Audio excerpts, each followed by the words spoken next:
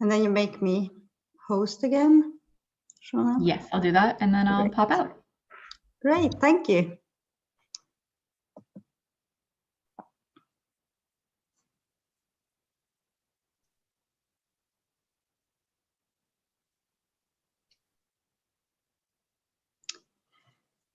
Okay, good morning, everyone, and welcome, of course, to all of you, and especially to Bengt. Thank you. I don't know if all of you were attending the last session with Bengt, but that was a really, really good session, and we have recorded it, and possibly we could show this one again. I don't know if it's on our homepage yet. I would check, but the session was really good. So I have high expectations for today's session. Oh, yeah. So I leave the floor to you, Bengt, and then you can just tell us what you are planning to do. Thank you. It would be nice if everyone could turn the video on just to begin with, and so we can have a wave at each other. It's hard enough to lecture into a screen without seeing who is listening. So please turn on your videos and just for a short while, and I will say hi to everyone. Thank you. Hello. Hi. Nice.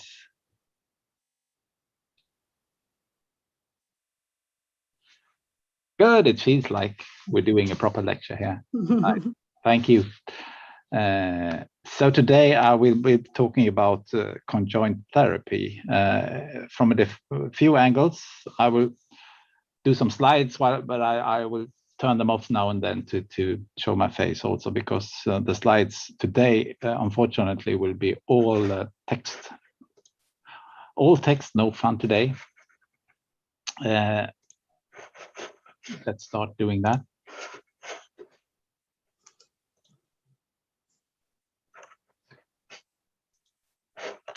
There you go.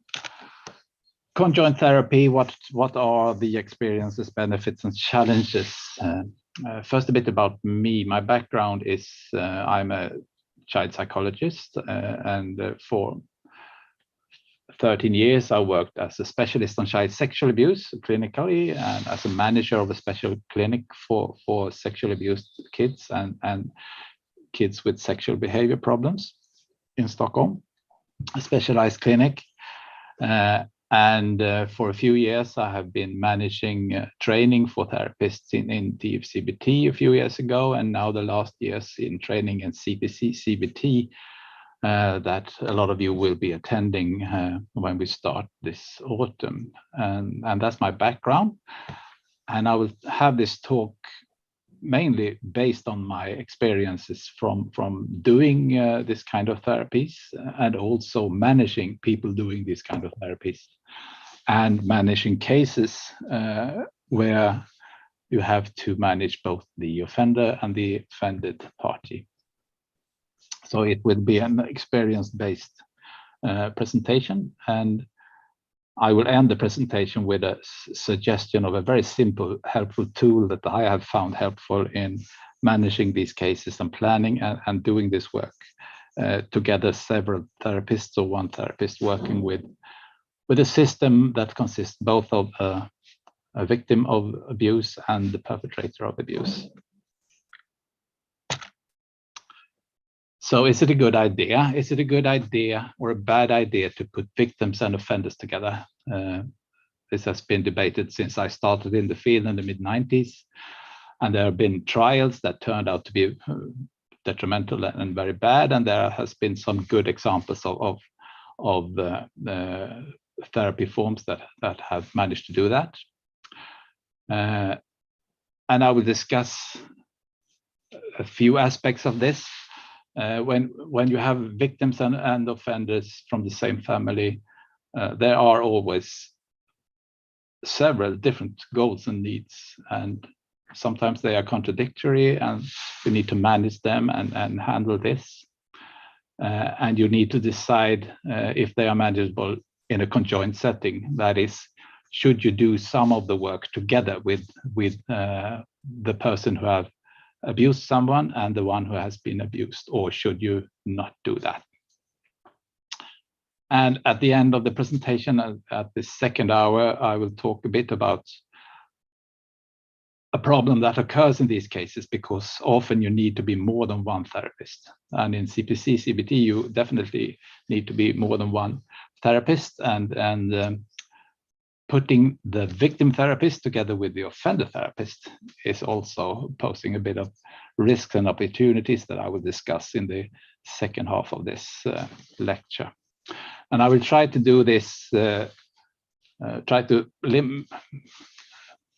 limit my talk for half an hour or so, and we can have question and answers and discussions, and then we'll have a break, and then we'll continue with the second hour. That's the plan anyhow. And please feel free to put the question in the chat, or turn on your microphone and ask or pose your questions during the lecture. First of all, we need to establish a bit of the well-known facts that we all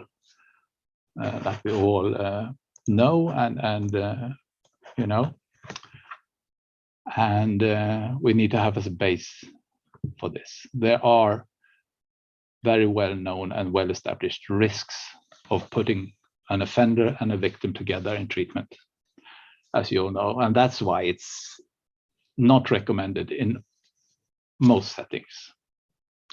It's so easy to underestimate the risks of reoffending, of abuse continuing covertly, or secrets never being disclosed, because the dynamics of keeping things secrets are upheld because you meet them together.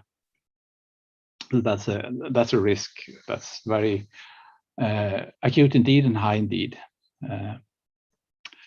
And there's also great risk of re-traumatizing the victim. If you ask the victim to start to think about and process traumatic experiences, it's a sensible period in the treatment. It's so easy to be overwhelmed by trauma triggers, and actually meeting the offender could be a trigger itself.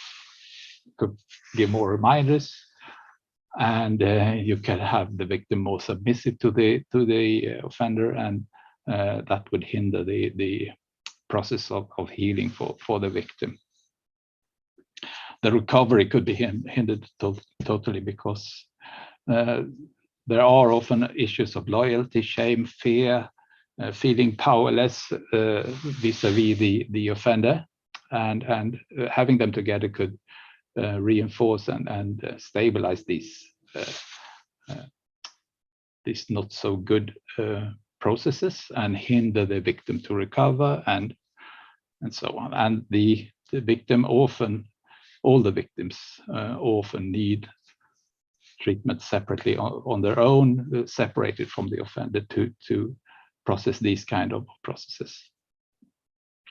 And it's also a risk for the offender, and it could hinder the offender's recovery. If you don't have individual treatment with the offender, and only have the offender together with the victim, you could reinforce the tendency of minimize what you have done, and the process of becoming accountable of the things you have done could be made just superficial, and it's easy not to go to the core of things with the offender. And of course, all us therapists are a bit omnipotent. We think that we can affect more than we actually can. So it would be an illusion to think that we actually have control over the offender-victim communication that goes on outside the therapy. Even if the offender is in custody and so on, there is often offender-victim communication that could upset the safety of the child and the process of healing for both parties. And there's also a lot of literature about the risk of role reversal, that having victims together with offenders gives a message that the victim is part of or totally responsible for fixing the offender, helping the offender stop offend.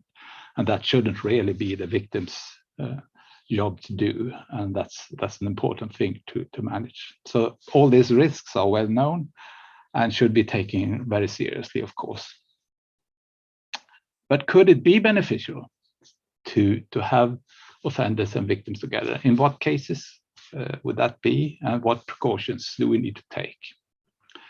That's the thing. And I will focus now on child abuse therapy and discuss a bit of the different aspects of this.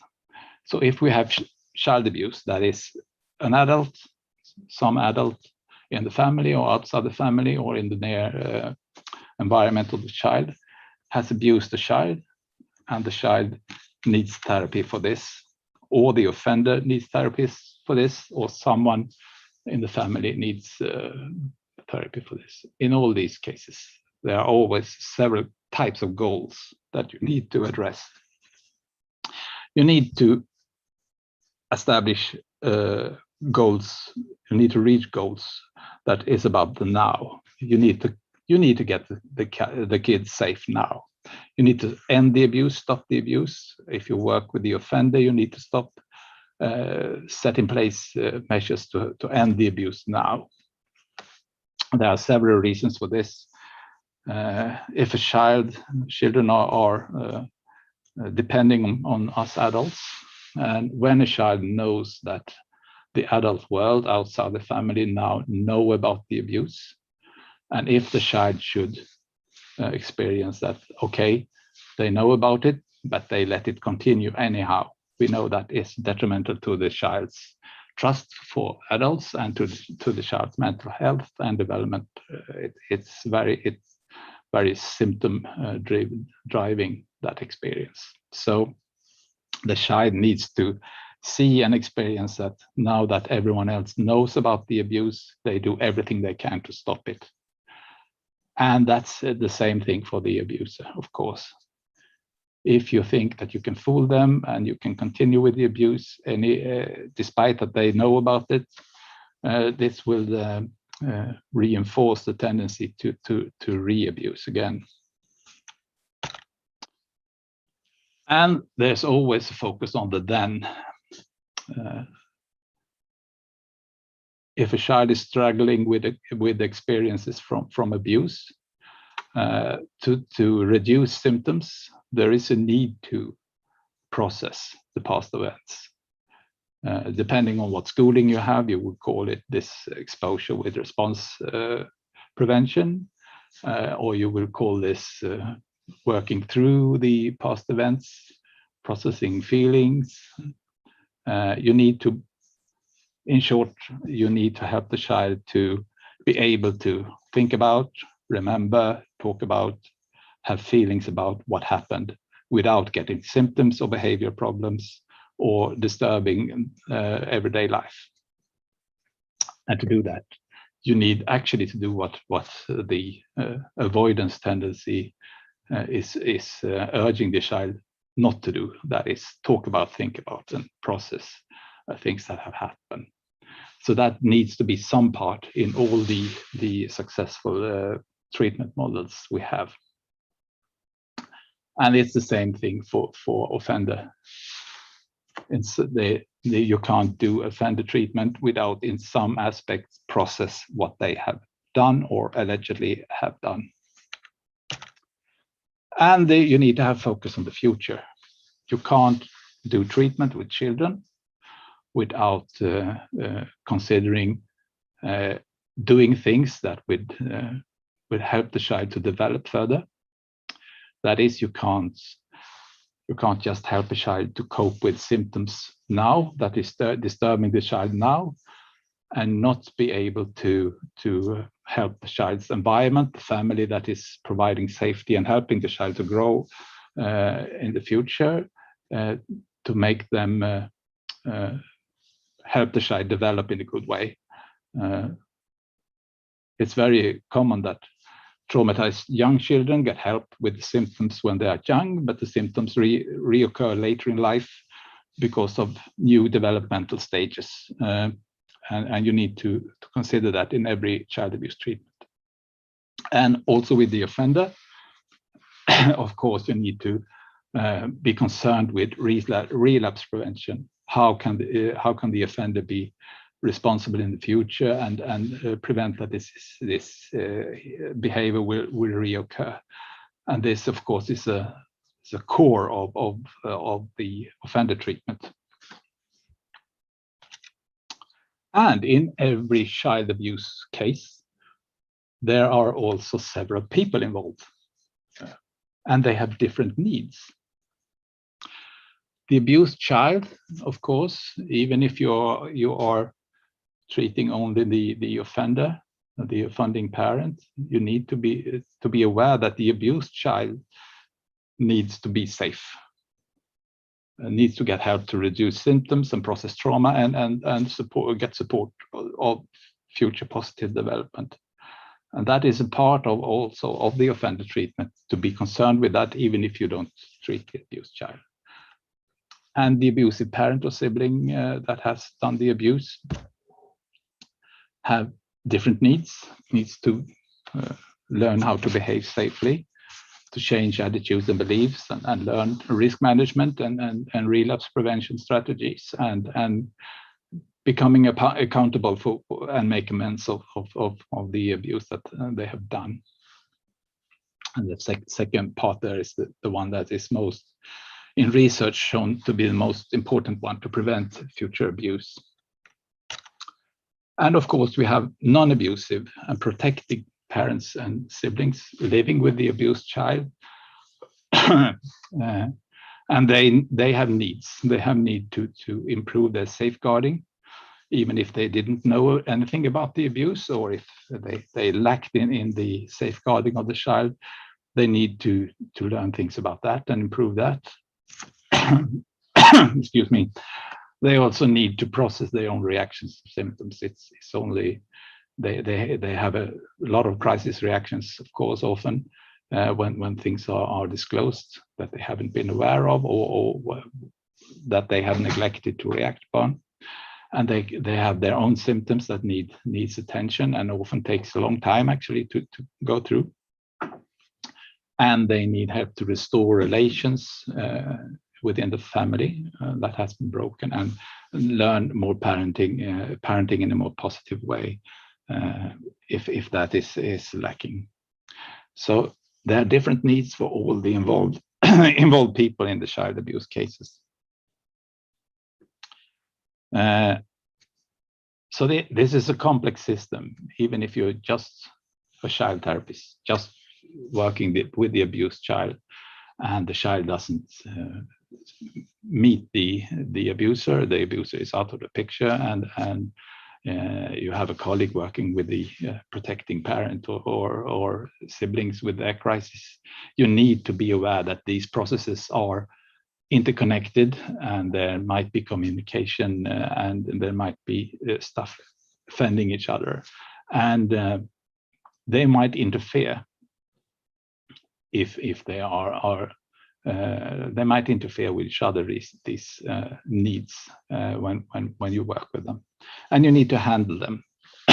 And I think in child abuse cases, it's very much a matter of having a case management system in place, and take account of the different kind of goals you need to work with, and the different kind of people involved that are essential to get treatment for the abused child. And I know that many of you work with sexual abuse cases, and often the abusive parent is out of the question, or the abuser is someone outside the family, and the child would never have to meet the abuser. But there are one kind of case that made me think a lot about this in the 90s, and we got a lot of cases with sibling abuse, and they were not the the children hadn't been severely abused by the parents, perhaps a bit neglected, busy parents, not enough involved in the children's upbringing as they should have been, perhaps a bit left alone. But there was a lot of cases with sibling abuse where one sibling, often an older brother, but sometimes an older sister, had been disclosed to abuse a younger sibling, a sister or a brother. And this had been going on. And when this was discovered and disclosed, there was a turmoil with all these people. Then their different needs, the different treatment needs, the different views of things, and all the people that got involved in helping this family, it became very messed up. We had the abused child got a therapist, and the therapist started working, and the abusive sibling, the older sibling, also got a therapist, started working on the sexual behavior problem and that kind of thing. The parents got a therapist helping them to cope with the situation, and there were a lot of processes. Often one parent took the abusive older child's part and said, we must help him stop do this, and we was very involved with that. And the other parent took the part of the victim child and was very concerned with safety, and was so angry at the older child that they wanted the older child to move out of the family and not meet the younger child. And there was all these kind of processes going on for the social services to deal with, but also for the therapists to deal with.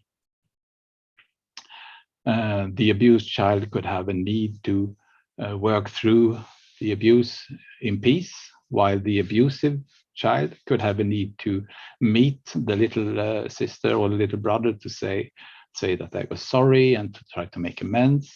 And it was too early for the abused child to participate in that. And who should decide whose needs should come first?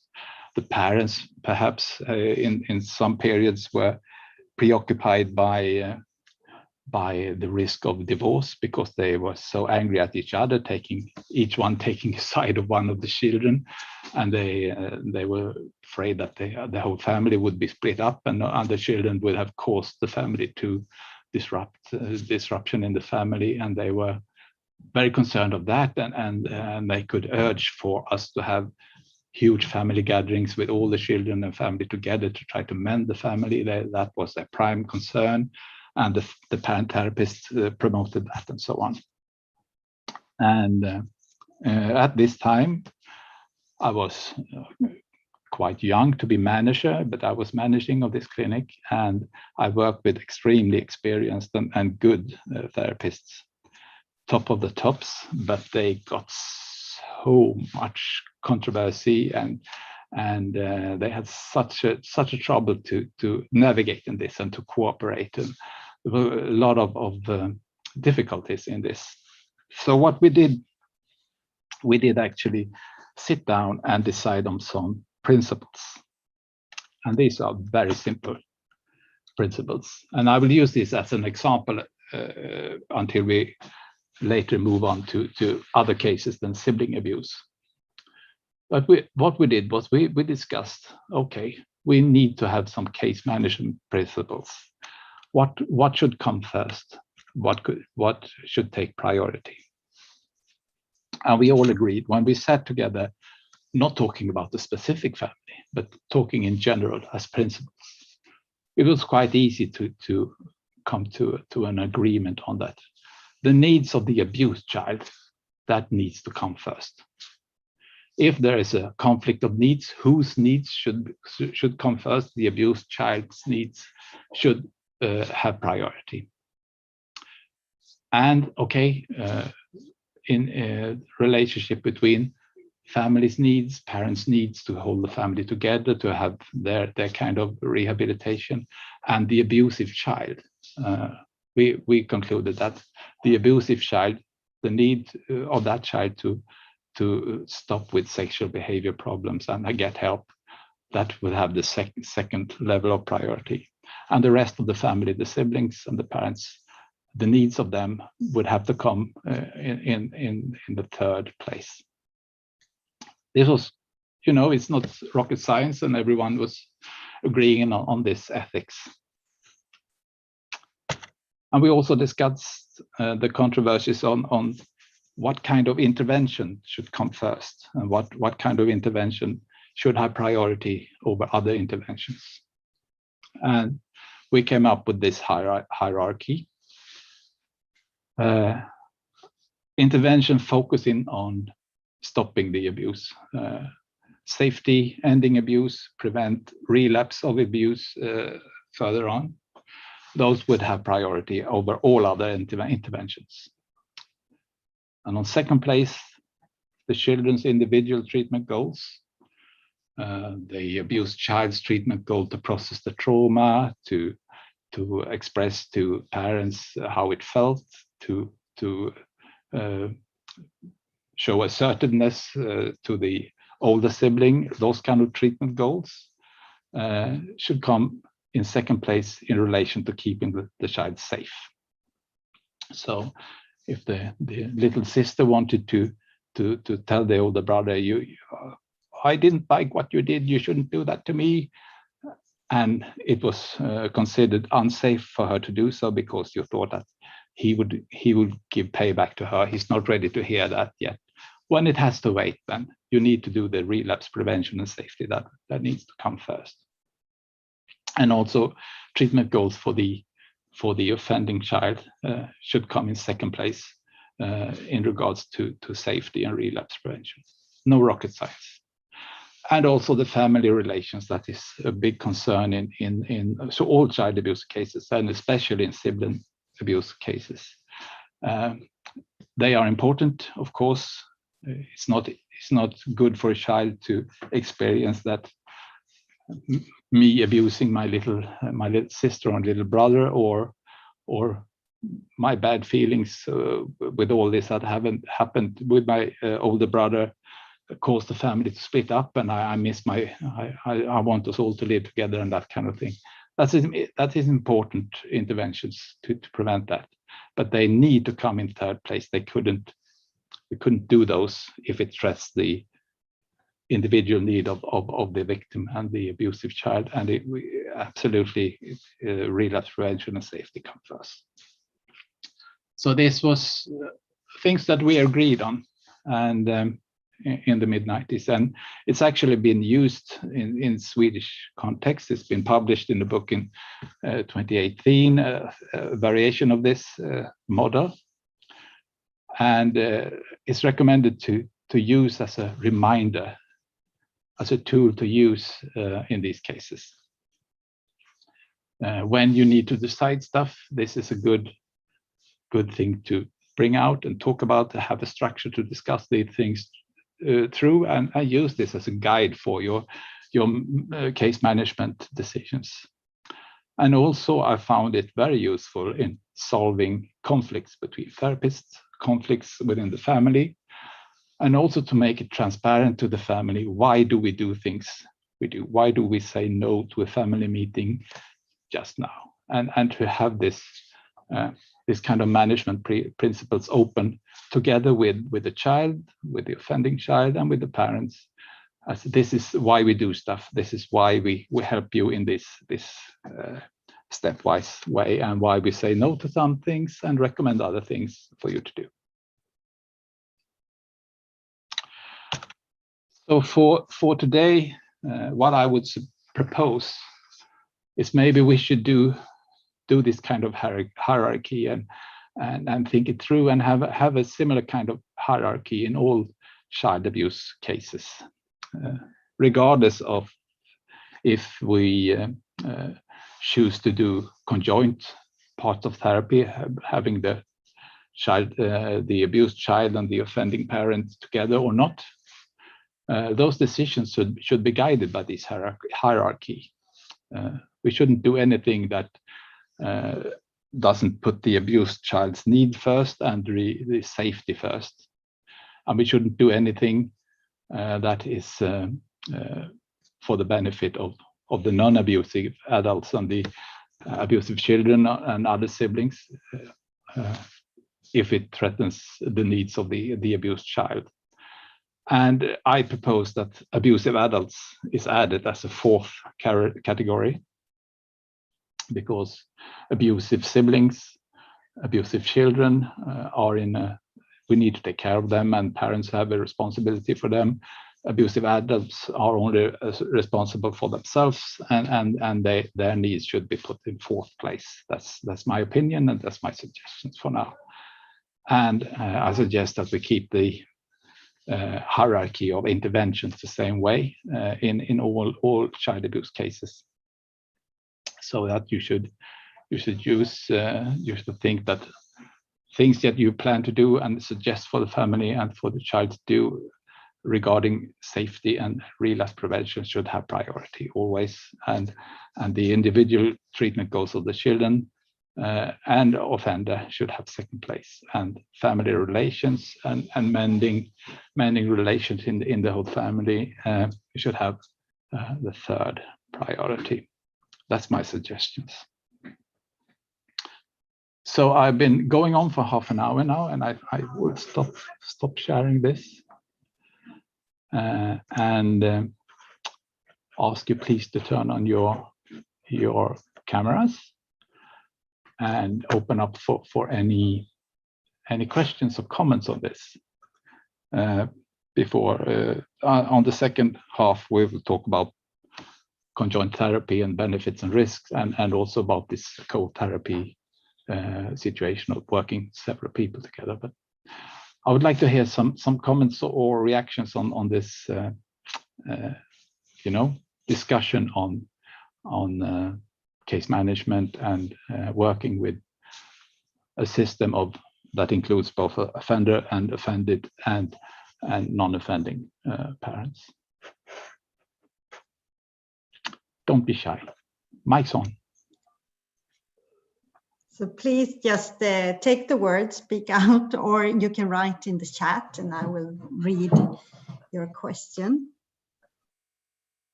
Is anyone familiar with this kind of problem? Difficulty in handling different part of the system? Or do you all work with just one client and don't care about the rest?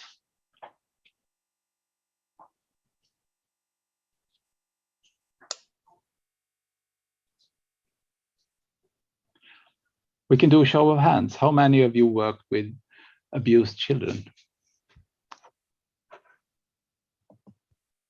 Thank you. How many of you work with non-abusive parents, protecting parents? Yeah. How many of you work with offending kids or adults? One. How many of you work in settings or clinics where you have the whole system, where you have both the child and the non-offending parent, where both of them are your responsibility at the same clinic, or only one? Okay. Two, yeah.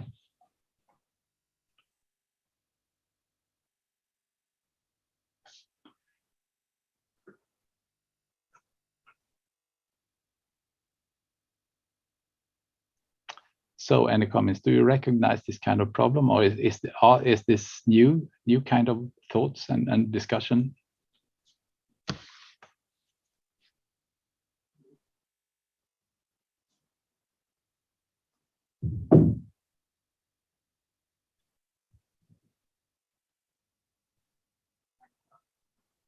Okay, I don't get many questions, so I'll continue to talk and bother you with my voice.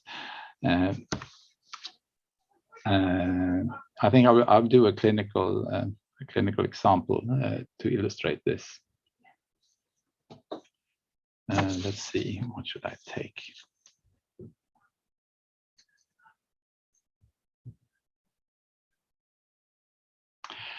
Yes, I remember one case with a parent who was in custody in jail. He was sentenced for sexually abusing his own children and a lot of the children's friends, and he had recorded them and posted movies online of the abuse. And I had the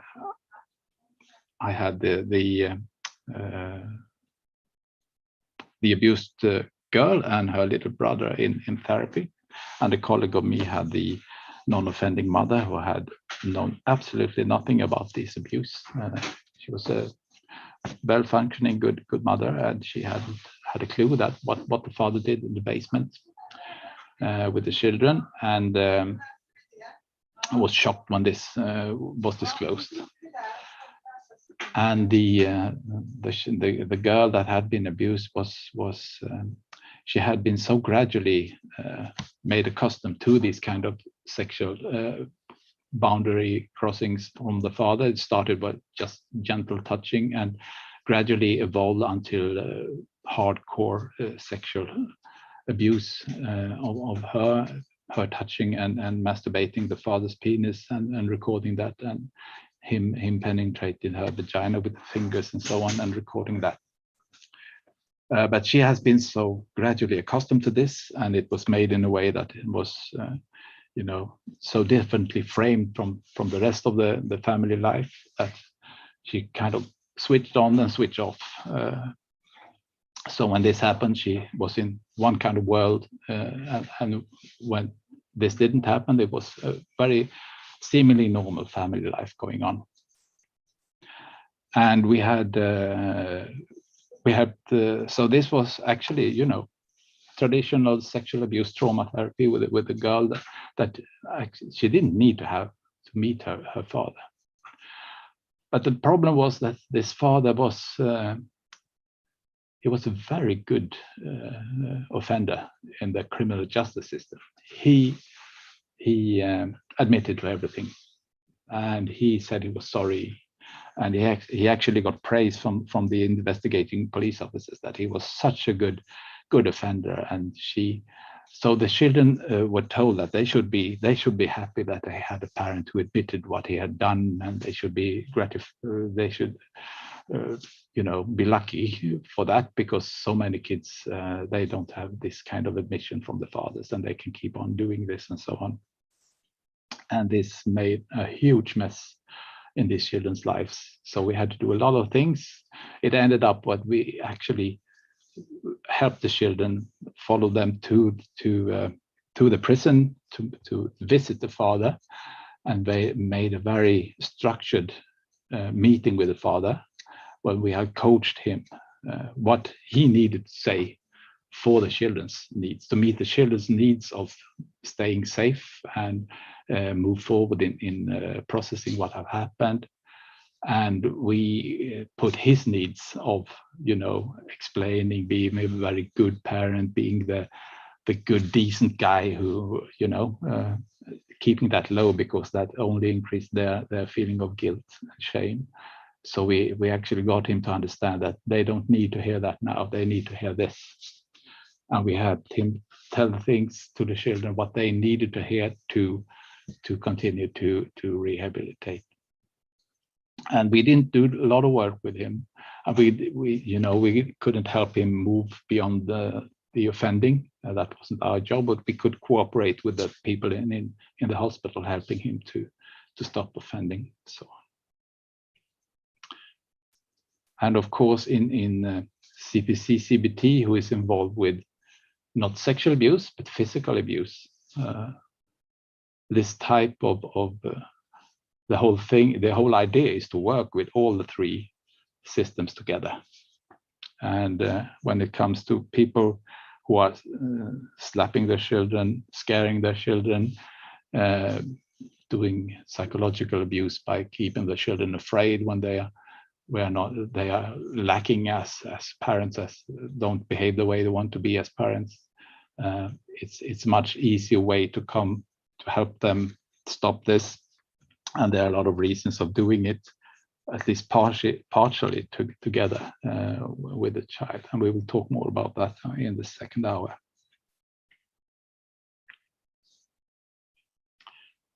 And I will argue, yeah, thank you, Jelena. I have a question now. I was wondering, what did he say to the children? What was he advised to say? The actual words, I'm trying to imagine it. It was very specific. It was based on the needs of the children. The daughter was preoccupied in her treatment, her therapy, about the friends of her that he had also seduced and filmed friends of her without her knowing it. And there was a lot of envy in this. And she was thinking much about why he did this. And when we started to discuss this with him, he said that it was just because they were there, and he had the urge to, and it had nothing to do with her. And she needed to hear that. She needed to hear that it wasn't her fault. It wasn't to trick her, to make her feel sorry. It was just because he had some kind of sick twist in his mind that he wanted to do these kind of things with children, and they were there. They were in his home, so he could do it with them. That was the only reason. It had nothing to do. But that kind of things that she needed to hear. He was very anxious to say that he was sorry, that he loved him, and that he always had loved their mother, and that he longed for them. And it was hard in prison, and he didn't feel well, and was anxious to tell those kind of things that in that time and space would have been detrimental for her to hear. So we said to him, "You can't do that. Sorry, then we won't come. You won't see her at all." So that kind of negotiation, it was putting her needs before his. Thank you. So that's an example of using this kind of hierarchy and be very firm. And we also explained why with him. We respect your needs to connect with your family and to rehabilitate, and we respect those. But just now we can't put those needs before your child needs. Her needs to be put in the first place. So we explained our case management principles to him, and he could accept this, even though he really was unhappy in prison, of course.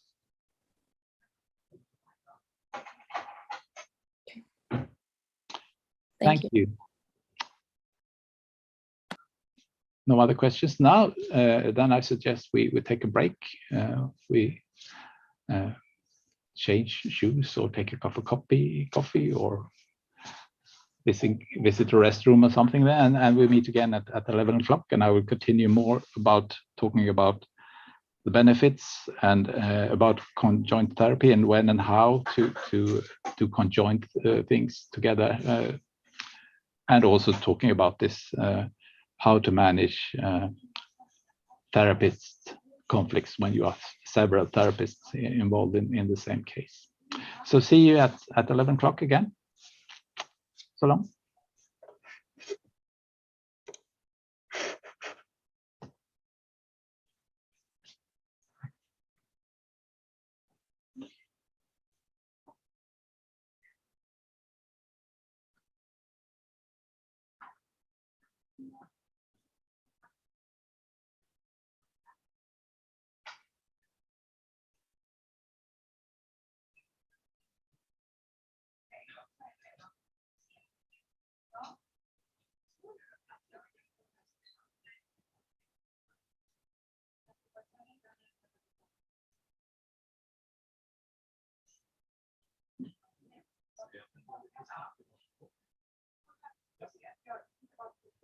Vi skulle kunna klicka in den där vepan om det snart vill man. Så jag ska kolla på de andra.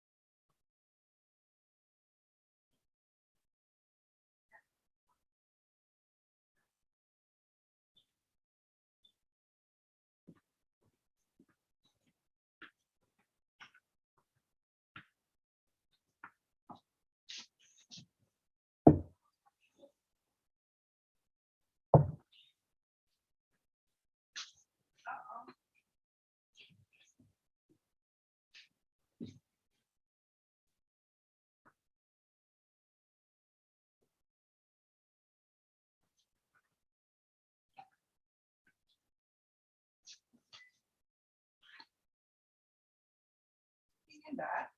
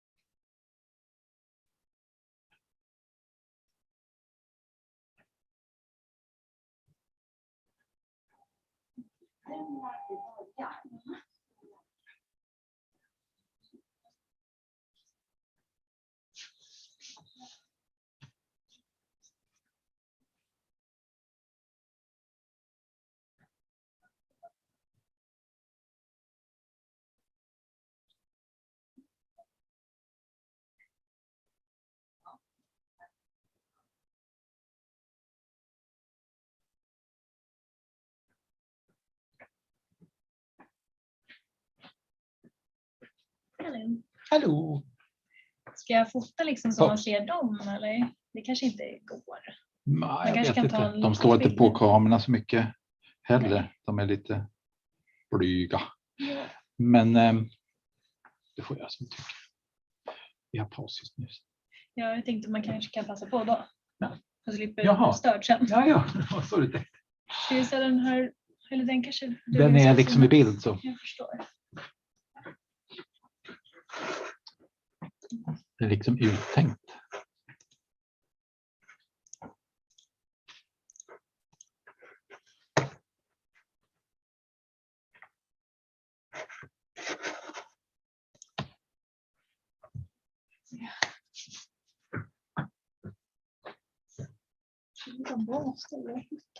Ja, Alltså det bra ut. du tänker så. Ja.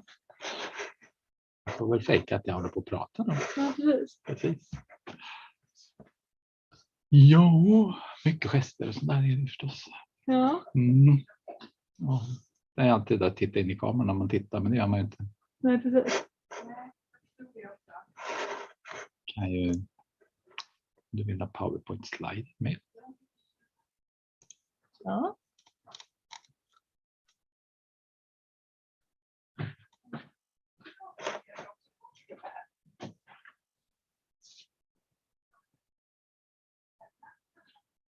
Jag tyckte ändå de här var bra, men jag vill få med hela allmänna barnrättsskiten. Ja. Mm.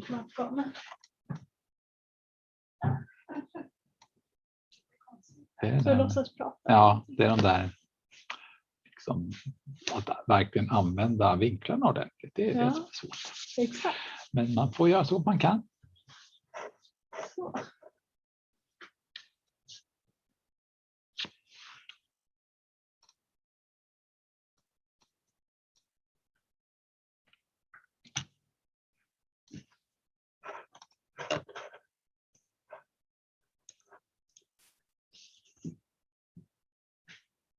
Något sånt där kanske.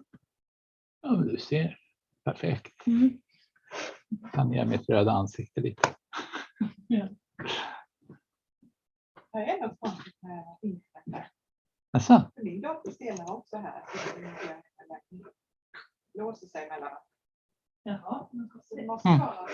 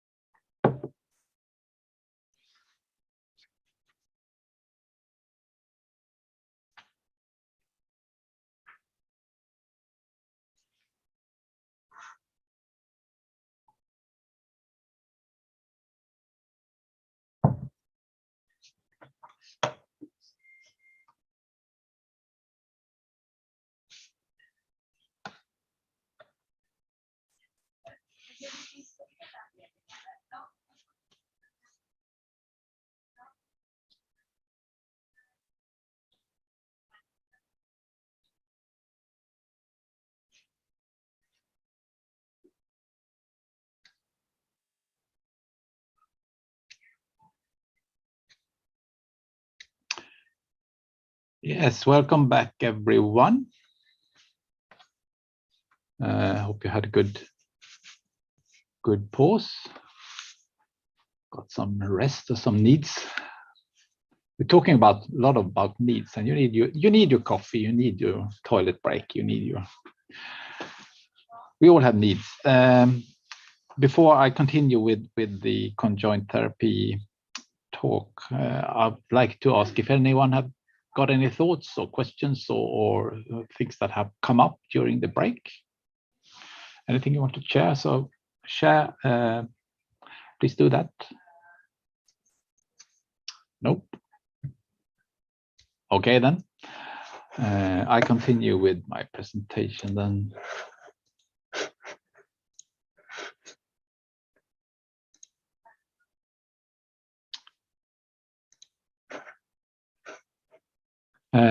This second hour, I will talk more about the conjoint therapy and benefits and the when and how to do with the prerequisites for conjoint therapy. So first of all, we talked about risks with having an offender and a victim together in therapy at the beginning of the presentation. The benefits. I will go into the benefits now because there could be benefits to do some parts of therapy together with offender and victim in some instances. And the big thing I think is that it makes it possible for a lot of children that are abused, not severely abused, but abused by being slapped or hit or frightened or psychologically abused, mentally abused in the home, and this is discovered and disclosed, but it's not severe enough so that the authorities decide that it's better to move the child in placement in another family and then take them away from this. That would be more damaging for the child than to stay in this family, and we hope that this family can be better for the child and be changed. And common practice in Sweden used to be that the change you offer is the change for parents. You send the parents to counseling or to group training in positive parenting or something like that, and the child doesn't get any help because all the methods we have for traumatized children require that the child is safe and not re-traumatized. And as I said earlier this morning, if a child is to process things that have happened, they can't do that while meeting and being reminded of the abuse, meeting the offender over and over again, and perhaps not being safe with the offender and be re-offended again at home in between the therapy sessions. That is detrimental. So it's not recommended to do trauma treatment with a child when it's still meeting the offender. And this excludes a lot of children from getting therapy altogether. Children who are physically abused and in a way that is decided that it's not severe enough to separate them from the parents, that it's more beneficial for them to stay together with the parents.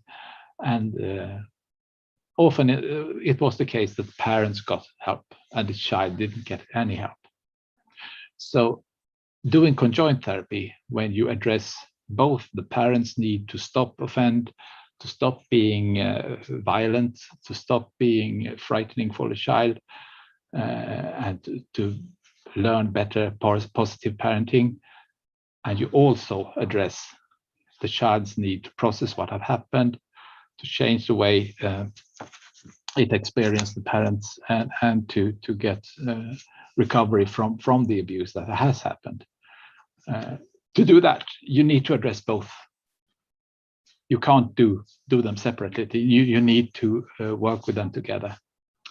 So having at least part of these processes done conjoint so that they can be done together makes it possible for a large number of children to receive therapy as they have, as the Convention of the Rights of the Child, they have they have a right to get help to rehabilitate after abuse. And this is to do it conjoint whenever they are decided to live together with the offending parent.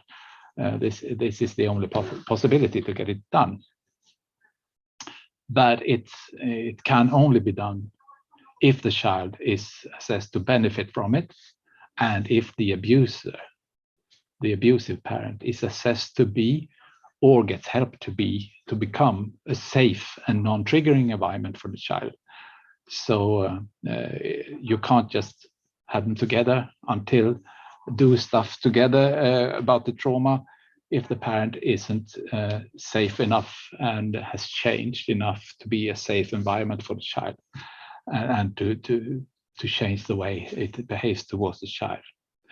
And that is, of course, what you will learn in CPC-CBT, to help the parent do these changes and have the child recognize that the parent has changed before the child can process the trauma and do that in a safe environment and in collaboration with the parent, actually.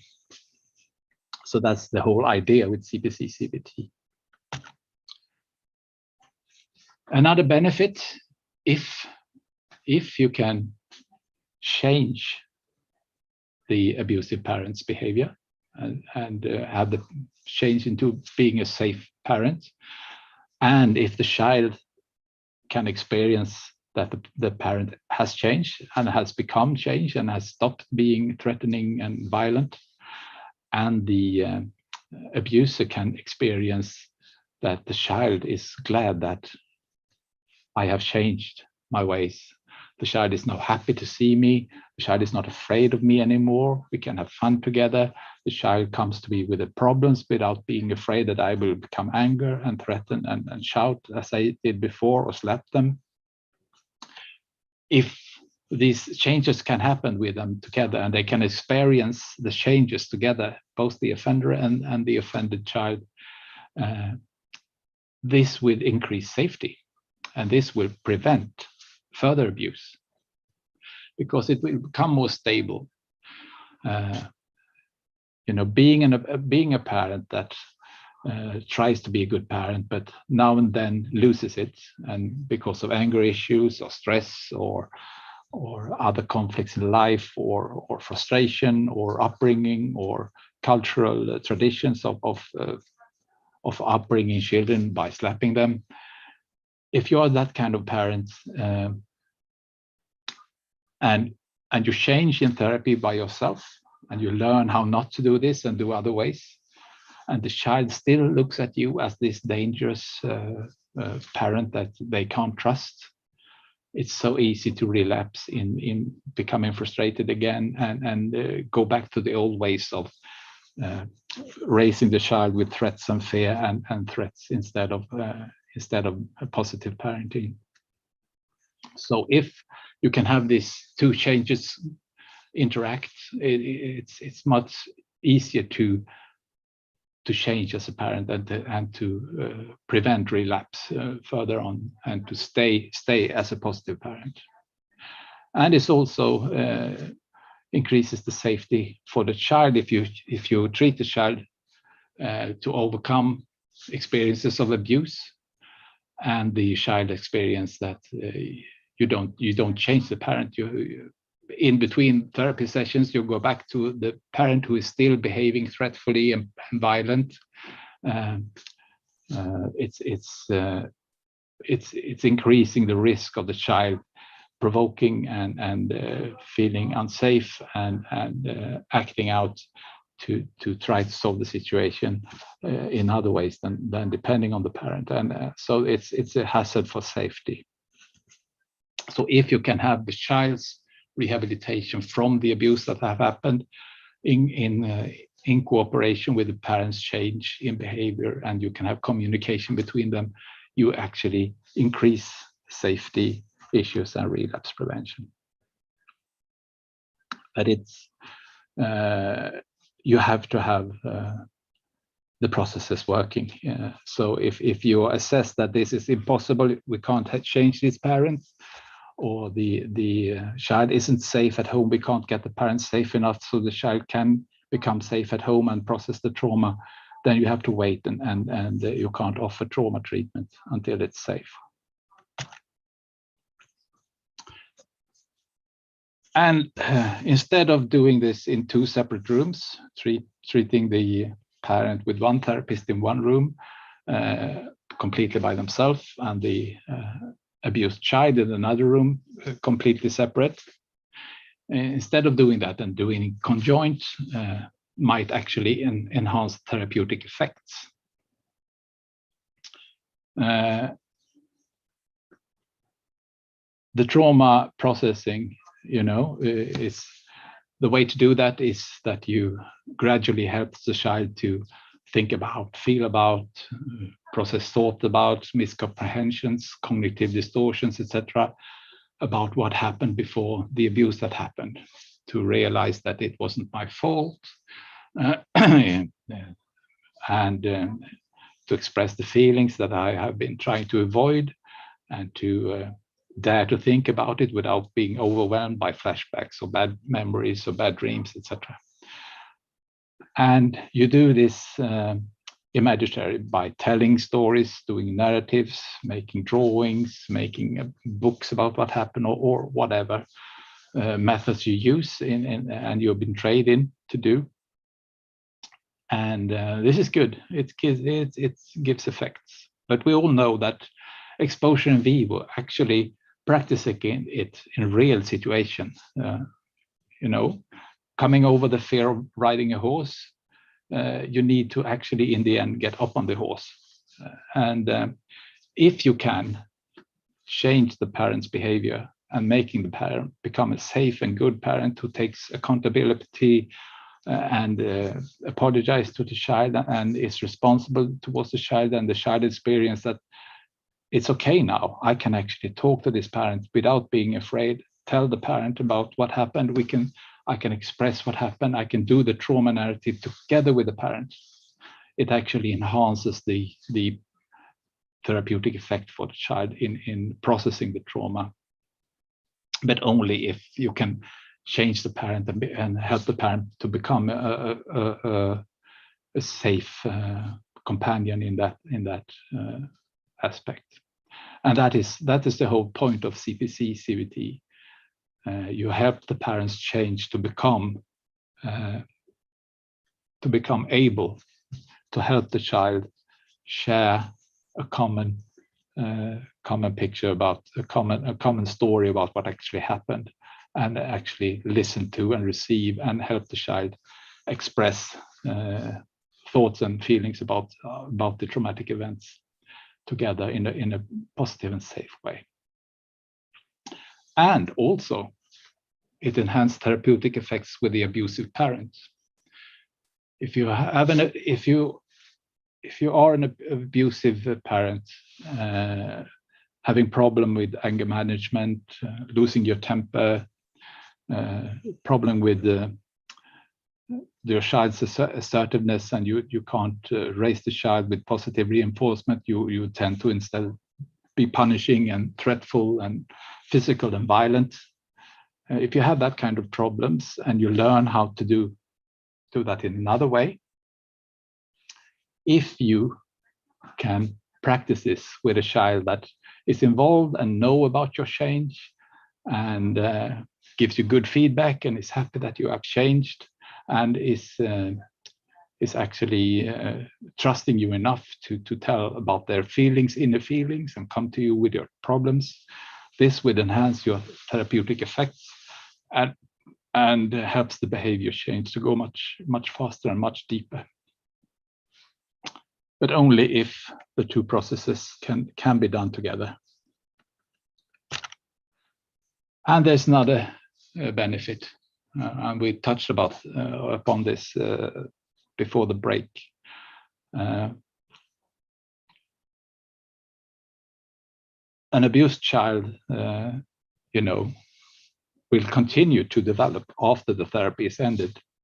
The whole childhood is about development, and there will become new phases where the child thinks about, has feelings about what have happened to them when they were younger in a new way, and if they are to develop in a good way, they need to be in a family that where it's open. It's possible to talk about feelings, talk about what have happened, to get a common story about life so far, and to have a good self-image, and to get support for the future demands of development the child has for the rest of their upbringing. And if you can stabilize the relationship with the abusive parent in this kind of profound way, that they together have shared and worked through the abuse that have happened, it will stabilize it will enhance the child's possibility to continue to develop well in a good and safe family, and get help with that. So there are a lot of benefits of conjoint therapy if you can do them in a way that is in accordance with the victim child's needs, and you can only do it if the offending parent can be changed in a way that it can help the child with its need to recover and get therapy.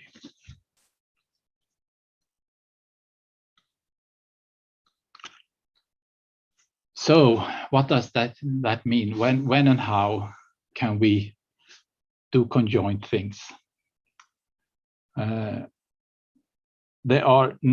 It's not recommended to do therapy with an abused child and its abusing parent when every session is on conjoint, that you do all the therapeutic work together in the same room, in the same setting. There's only one method that does that, and that is that I know that has good research results. That's called project support. It's a treatment model it's designed for women who has been abused by their husband, and the husband they have left the husband, but the children has been witnessing the abuse, and now the mother has also become too harsh, too insensitive in the parenting. The child has developed behavior problems, oppositional behavior problems, and the mother is becoming punitive and violent herself. And for very young children, preschool children, and up to the earliest school years, this model has been developed where we work with the child and the parent together and help the parent to change the way they interact with the child in a positive way, and the child experiences change together with the parent and the therapist. And in this model, they have all the sessions together, the mother and the child. And it seems to work well, and it seems to end up with them making it possible for them to also communicate open about the abusive behavior from the mother. And I think perhaps that is because they can unite in agreeing with that the real serious offender has been the father who started all this cycle by hitting the mother. So and that father is not included in the treatment. But that's the only kind of therapy I know of that where they actually recommend that the offending parent and the child should be together all the time. But in CPT, CPC-CBT, and other kind of this kind of sibling abuse protocols I was talking about earlier, you work with conjoint sessions or parts of sessions. That is, you do individual treatment for the offending parent and the non-offending parent and the child individually, but you have some sessions or some parts of sessions conjoint to utilize the kind of benefits I talked about on the last slide. But this is only done when there are low-risk parents who are motivated to do some change. If you assess that the parents are high risk, as you would do with sexual offenders, as you would do with sadistic or very serious physically abusing parents, who say that they have no interest in change, they don't admit any faults, no need to change at all, then you should never do any conjoint work together with the child. And it should always only be motivated by the child's needs. As we talked about in CPC-CBT, the child needs to process trauma, process what happened, to deal with the abuse that have happened. And they can't do that as long as the parent doesn't change, and as the parent doesn't show that it has changed, and that you can't communicate with that parent. If it's still a secret, it is not possible to talk open about what happened in the family. It's very hard for the child to process the abuse that have happened in a therapy room when it can't be talked about at home. And it should only be done when you assess the parent to be ready to contribute to the child, what the child needs to do in therapy. And in CPC-CBT, this is done gradually. So at the first part of CPC-CBT, the shared sessions, the conjoined sessions at the end of the meetings are about the first step. The first step that is about that the parents have learned, learn more about abuse, physical abuse, and what it does to children and how it harms children. And the conjoined sessions are about that the child gets to hear that this is what the parents have been taught. And they also have been taught the same thing and learn that, so the child can start to get the need that, okay, the parents, they know this too, and the children need to know that parents now know that it's wrong to hit children and it's hurtful to children and it's forbidden and so on. And at the second, after in the later phase in the therapy, the child is taught how to be assertive, and how to, instead of acting out, how to claim what they want, and to relate to other people in a good and positive way. And the parents are taught positive parenting. And the child needs to know that when the parents start to change at home and suddenly doesn't shout, instead use positive reinforcement instead of shouting at me when I do something wrong, the child needs to know that this isn't a sort of a devious plan, that it's just the calm before the storm, and the parents are fooling me, and soon they will start and shout and slap me again, as they usually do. They need to know that this is part of the process. This is something they are learning and trying to change. So you need to have conjoined sessions to when the parent therapist tell the child that this is what we have been practicing, this is the homework for your parents, and they are practicing to do this instead of shouting and slapping. And so they know that this is not something dangerous change that has happened. It is a good change that is done together with the therapists. And then in the next phase, when you do the safety planning, so that if there should be a situation where there's risk of someone losing the temper in the family, you have a plan how to act, that you have a safety word and to say, and when whoever says it, you split up and you go to designated safe places for 10 minutes, and then you come back and talk about what happened when everyone has calmed down after 10 minutes. That kind of plan, you need to have conjoined sessions so that the child and family can decide on the plan together. This is a need of the child to feel certain that this is not just I who do this, and my parents don't do this and don't exercise this and learn how to do it in a proper way. They need to see that it's safe. And in the last phase, when the parents have changed and are ready to listen to and to take accountability of what have happened, and the abuse, and listen to the child's feelings and thoughts about what happened and the abuse and how it's affected them now. When the parents are ready to listen to that, the child needs to express themselves and to share these thoughts and feelings with the parents. The child's needs then can be met because parents are now ready. So this is an important step. And also, whenever you do conjoint sessions, because there are so many risks involved, you only do them conjoint session when you have prepared what to do individually before. So the parents, therapists prepare what is to be done in the next conjoint session, and the child's therapist prepare the child and decide together what should we talk about in the conjoint session, what do you need, what should we do. And then afterwards, they also evaluate how it went and if it all went well in the individual sessions afterwards.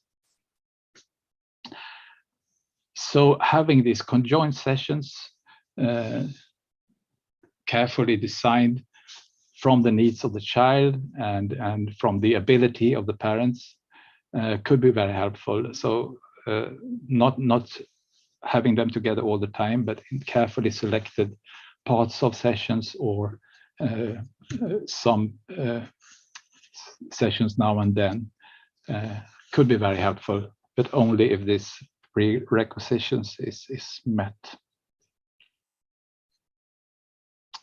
So that is the recommendation, and this is the foundation of CPC-CBT, and it's for this very special kind of families where the children and the offended child and the offending parent, the abusive parent, still has to live together because it's decided they should do, and it's an opportunity to get therapy for the child anyway, and do it in a safe way and coordinate it with the help for the parent to change to become a more positive parent. Now I want to address 10 minutes or so to another problem in this. And this is when you work with child abuse cases, you often need to be more than one therapist involved. And in CPC-CBT, you definitely need to do that because you do it at the same time. You have one room with the child therapy going on and another room with the parents therapy going on, and then you meet together at the end of each session. So you need to be two therapists at least in CPC-CBT. And also in other cases, if you are one therapist working with the children in one therapy and you have a parent therapist working with the parent in another room, and you don't do conjoint sessions, even then, my experience is that there will be issues between the victim therapist and the offender therapist, that is the child therapist and the parent therapist. And these have several aspects I think I'd like to discuss with you. And first, there's an area of issues that can become from more of a personal kind of source. I have been manager for and trainer of a large amount of staff in this kind of settings during a couple of decades. And my experience is that, people have different kind of trainings and people have different kind of personal drives, what they actually are most interested in these cases. And even if you have very set up clear goals that you are supposed to work with the now and make sure safety and so on, you are to help process what have happened and to help the child and the family to provide a good future development together and to prevent relapse in violence. Even if you have clear setup and a clear manual on what needs to be done each session and so on, staff tends to be fond of different aspects of this. Some, and it becomes, some is more, one person maybe is more trained in changing offending behavior, another person is more training, helping small children express feelings, and the third colleague maybe have a more extensive training in you know, teaching psychoeducation and working with safety and so on, and also personal interest.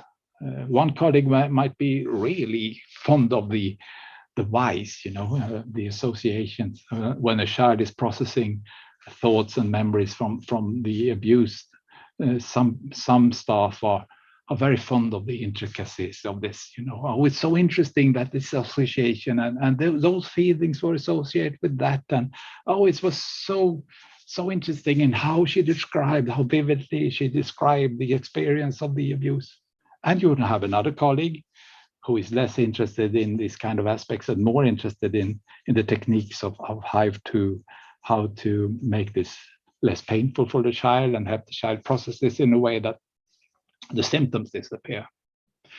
And this is okay, I think. This is and this is also my experience as a manager and as a manager of training and a manager of a clinic and as a co-therapist, is that it's also it's actually a benefit.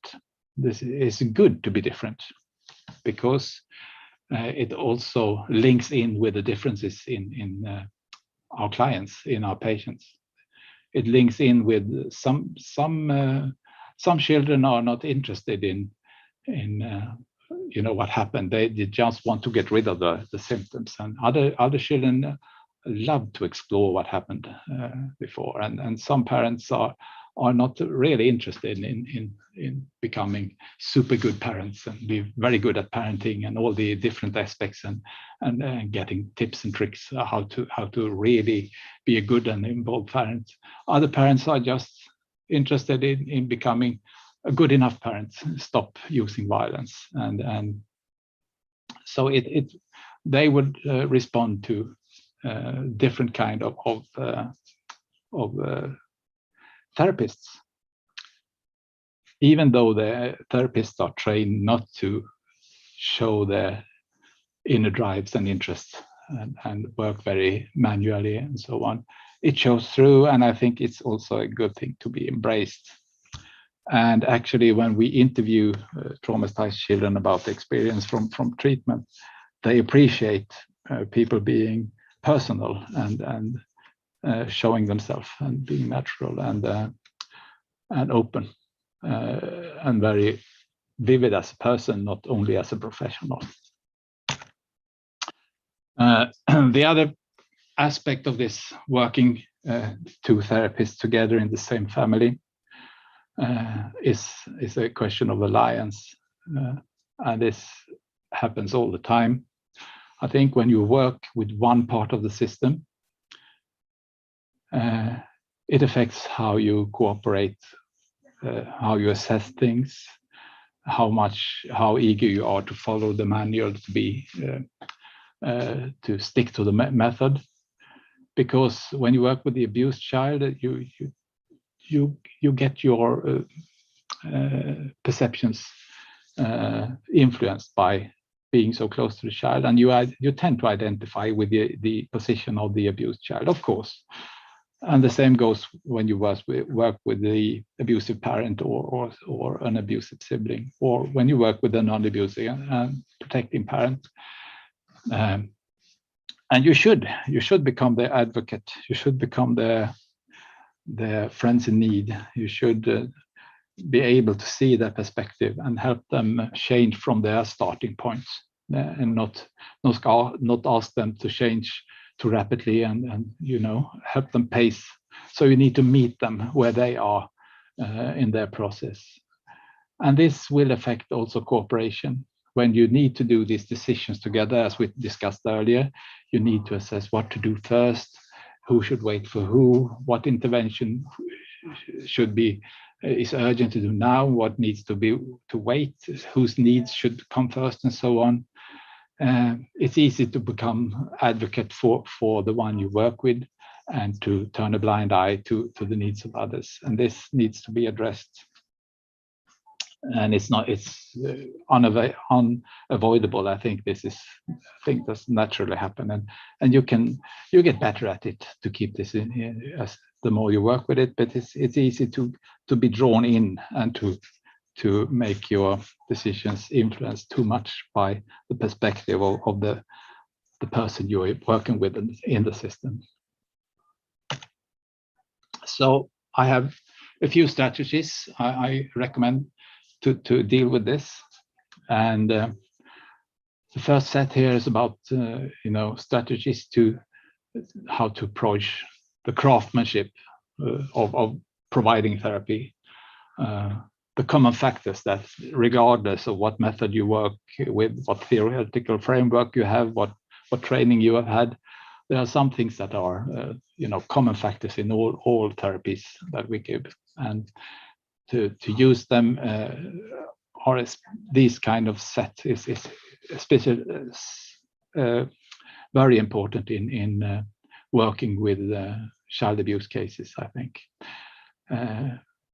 One recommendation is to work with 3 clearly defined tangible common goals, to talk open about what do we want to achieve in a tangible way, not in a theoretical construct, but what do we actually want to achieve in very tangible common goals.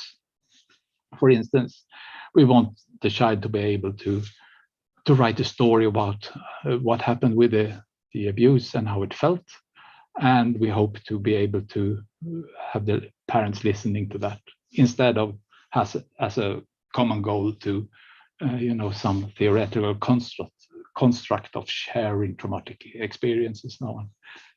Tangible common goals that is easily written down, as are in CPC-CBT. They are very clearly explained and described in the manual. Also, to foster mutual respect for personal style. To have respect for that we are different, we should be different in the way we express ourselves, in the way in things that triggers our interest and so on. And this could be a benefit, and we shouldn't aspire to become alike and being neutral and being the same, because this is not appreciated by the clients, but also it helps cooperation to see that having different personal styles and different perspective on therapy could be helpful. I remember the first time I really appreciated this was as a young psychologist. I had summer work on therapeutic summer camps. I think I show myself talking about this.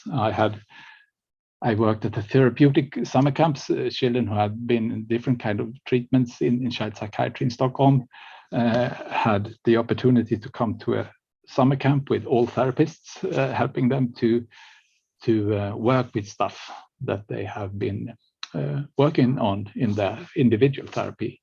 That could be to socialize with other kids, to assert themselves more, or to ask for help when they needed help, or to be able to be away from home and feel safe even though they have sleeping difficulties and so on. All kind of therapeutic needs they had. And on this summer camp, I worked together with a hardcore behaviorist who didn't give a, excuse me, shit about anything else than changing people's behavior, and wasn't interested in anything else, and only thought about rewards and benefits and so on. And another colleague was a psychoanalyst who wanted to work with children too, and was all about psychodynamic Freudian therapies in his head. And a third colleague was a experienced social worker who had done a lot of family work in people's homes, helping parents to do positive parenting in the home, and gaining structure in chaotic homes and so on. And I, as a young psychology student, and we were working together. And I realized in day-to-day work, when we helped the children in the group solve problems that occurred, when we needed to intervene to help the children to work with their therapeutic goals or to solve conflicts and so on, I realized we all did the same things. We intervened in the same thing. We did, we worked very well together. But afterwards, when we were discussing what happened, it was so different. Everyone had their own perspective or explanation or rationale or thinking about why did we do that and what happened and why did that work and so on. And I realized that we really have common factors and it didn't matter for the kids. They got good treatment and good intervention from us, but we all had different explanations and different mindsets on why we did things. So that's a personal background because I'm a bit occupied with this. And also as a manager, I've seen that this has been very important, that you shouldn't actually underestimate the craftsmanship on what we actually do, and don't put so much effort in getting people to think alike and becoming alike that work together with the family. Also the craftsmanship of having your strategies transparent. If the families know what you intend to do, why you do things, why you suggest things, your colleague also knows that, and it becomes much more easy to cooperate. And final advice is that if one of you work with the offended child and another one work with the abusive parents, now and then it could be good in the next family to change roles. You become a much better victim therapist if you now and then also work with abusers or offenders, and you become a much more parent therapist or abuser therapist if you now and then work with big victims. And that's really important if you are to survive in this occupation and be able to continue to do good work with families. That's a very good advice, I think. And also structural, your managers or you need to see that you have time before and after each session to plan together what should be done, what should be done with the parents, what should be done with the child, and what perhaps you should do conjointly. And then after each session, also have time to discuss and evaluate how things went and discuss. That's super important. And if and when you have supervision, it should also be joint. If you are working with, one is working with an offending parent and one is working with the abused child, supervision should be joint at least now and then to be able to focus on the common goals you strive to. And last advice is when things get complicated, when you disagree or you get stuck, maybe you could use these hierarchies as a way to be transparent with the family and the child if they disagree on things that needs to be done, but also in discussions with yourself or with the supervisor. And perhaps as we actually did, the colleagues I talked about many years ago, who were very experienced therapists, very high level people, we actually printed out plastic, printed this out on the paper and have it made in plastic so it would stay solid. And we actually used it we pull this paper out in conferences to remind us when we were discussing how to proceed with the family, to remind us to keep our priorities right. And we also use this in discussions with social services or with the family about planning what to do next and so on. We actually had this very transparently. This is how we think. This is why we recommend and come to decisions on what we suggest that we should do next in the family. And it could seem it could seem quite childish perhaps to need to remind each other of these kind of obvious things, but actually it helps, because you can suspect when you work with all these separate parts of a system of child abuse, it will be complicated. There will be discussions, there will be disagreements, and there will be shifts in plans, and there will be needs that will be forgotten, and there will be interventions that will be overlooked. So you need reminder of these basic principles. So that's a real concrete advice. Get your case management principles discussed, written down, and don't be afraid to bring them up and use them whenever conflicts occurs. Yeah, that concludes the things I was planning to say, and I open the floor for discussion and reactions and responses and thoughts and opposition. And please turn on your cameras if you're still with us, and we can, and your microphones whenever you need to say anything.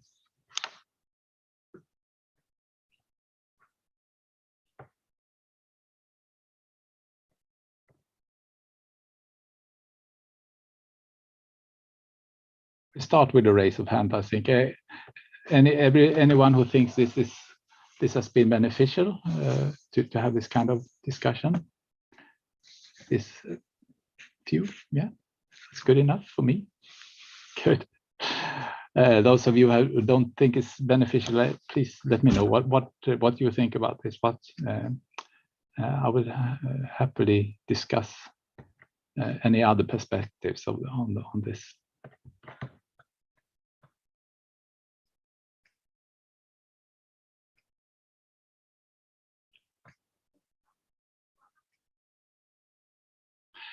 How many have ever tried to do any conjoint sessions with a offending parent and abused child together?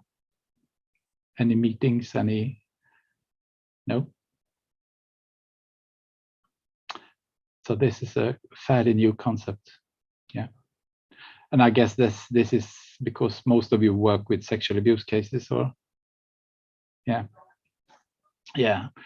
It would almost never happen in sexual abuse cases. Only those kind of sibling abuse cases, it needs to be done, I think. And also this kind of one incident, like the visit I made to the father in the prison, that was purely for the sake of the abused child. That kind of intervention could be motivated, but otherwise it's so tricky, because sexual abuse is another dynamic, and being angry and slapping and threatening your child, that's a different dynamic than between the sexual abuser and the child.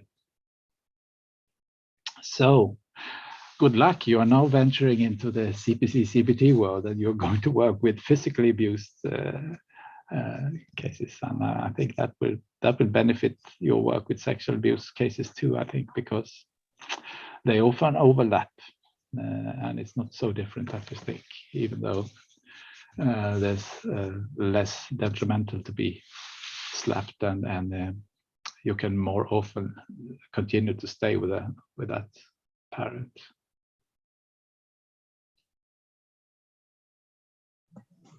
So thank you, Bengt. And any other questions or thoughts or comments that you want to say before we wrap up here? No, you were complete, Bengt. No one has Anything to add? Completely off the target. I don't know. No, absolutely not. It is, and it's very interesting when you tell us about your experience throughout the years. I think that's very interesting to listen to. So it's my daughter who's slamming here in the kitchen. Here, please. So I think it's time. It's the lunch break for everyone, not just for my daughters. So thank you to everyone. And as you know, we have recorded this session, so we will post it on our homepage in a while. But also, Shona posted the link for the previous lecture. So I hope you have copied the link there. If you yes, and you will get the slides on as PDF. Yeah. From Anastasia will send out the slides to the coordinators because we don't have all your addresses. So when you get the slides, you will have my email address, and if there are questions and oppositions and things you don't want to get recorded on this session, please feel free to email me or contact me, and we can discuss this further. It was nice to see you all. Okay. So thank you, everyone. See you later.